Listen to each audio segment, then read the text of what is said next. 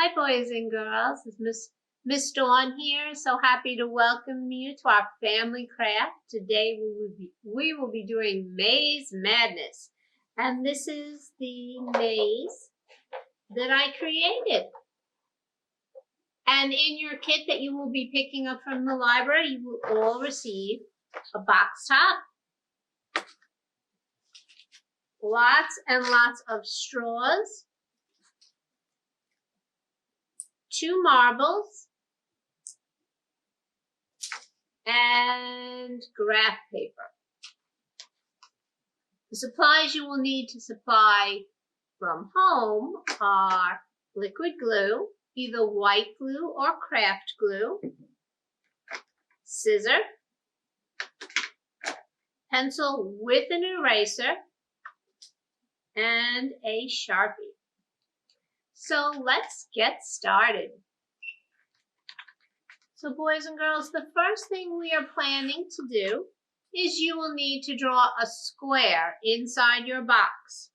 Now I have already pre-drawn the square because I wanted to save us a little bit of time. But basically, as you see, we're going to draw a square all along the perimeter of your box. You're going to choose a start position and a finish or an ending position. Erase out those lines. And then we are going to draw what we're calling a meandering path. A meandering path is a path with lots of twists and turns, windy and curvy. So if you notice, I also pre-drew that. So I started with here, and I started to twist and turn and travel until my path reached all the way to my finish spot right there. So that's our basic path.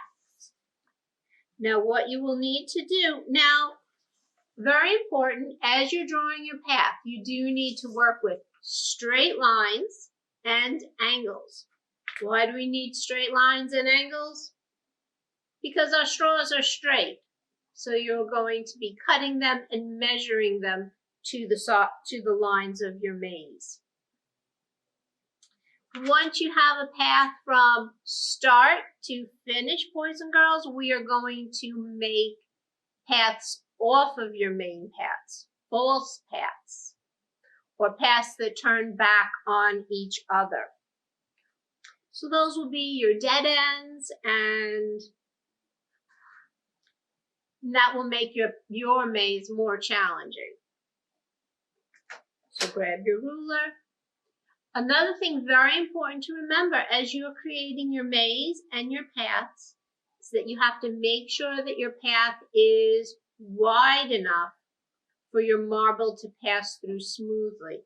I actually use the width of my ruler just to make sure that I have plenty of room for my marble or your 2 marbles to pass through. So then once you start to do that, you can add your false paths.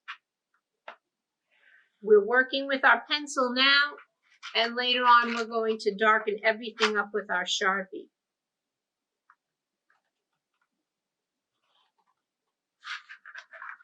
If you have any, once you connect your paths, you will have to erase the line where it connects to your main path.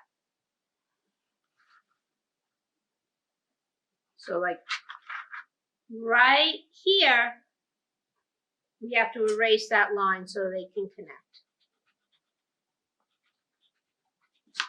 So that's our first little dead end that we've created. I'm going to put another one right over here.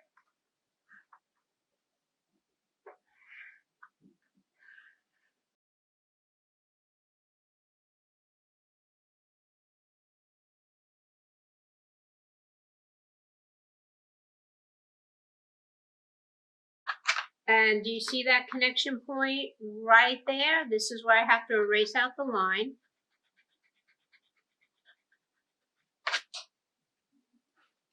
Let's find some extra tricky paths on this. I'm going to put one over here.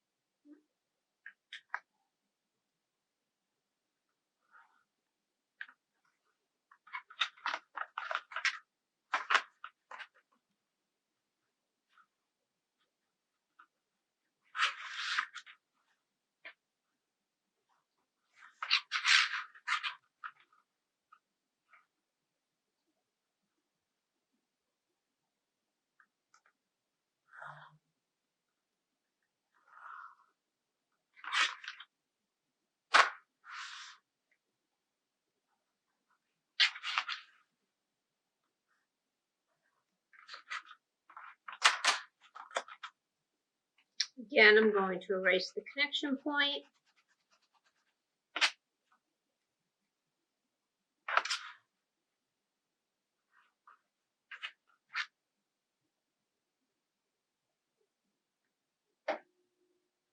I think we will put one more false path on it.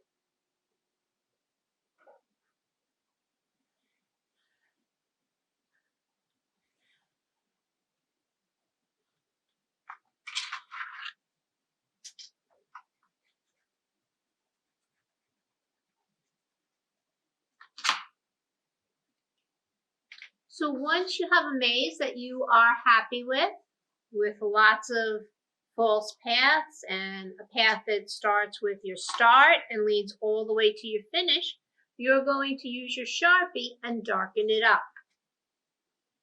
Make sure you have erased all of your connection points between the path.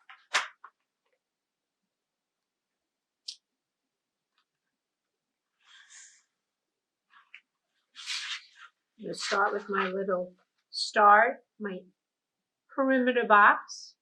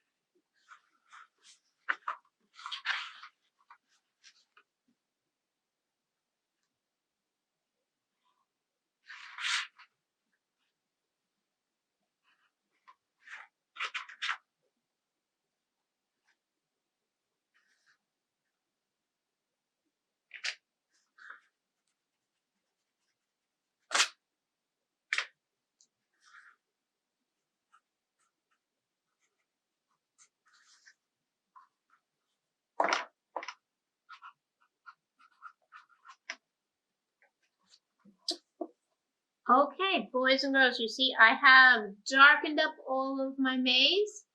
I darkened up my starting point to my end point and all of my false paths. Make sure it's very important that you haven't connected any lines where you need your maze to pass through. That's why we always start our maze with a pencil so you can erase out any connecting lines. Your next step is you are going to work with your straws, your scissor, and your glue. It's important that you put enough glue on your lines so the glue runs down the whole line. We are going to work section by section, small part at a time, because you don't want your glue to dry out. We're just going to measure out your straws.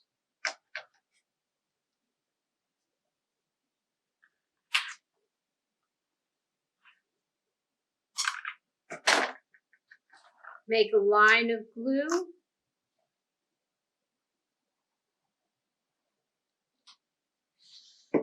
All the way down your line. And then put in your straw. It's alright if your glue looks like a little sloppy like mine is, because the glue does dry clear. If you'll notice on the maze I already made, you do not see any glue.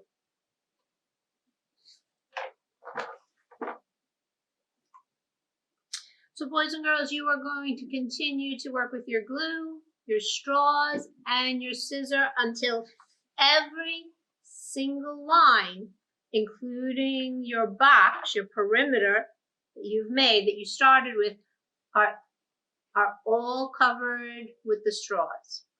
That will be your boundary to prevent your marble from running all around your maze. Well, I hope that you had a good time with us. Have fun experimenting with your maze. For those of you who are really interested in drawing a complex maze, we have included some graph paper with you so you could map out your maze ahead of time. There's actually 2 pieces. So if you wanted to tape them together, you could even take your maze, your graph paper, and put it right into your box and glue that down. But for the sake of time, we went with a little quicker design, and that's fine too. Have fun playing with your maze. Thank you so much for joining us for Family Craft Time and Maze Madness. I hope you had a great time. Thank you, boys and girls. Bye-bye.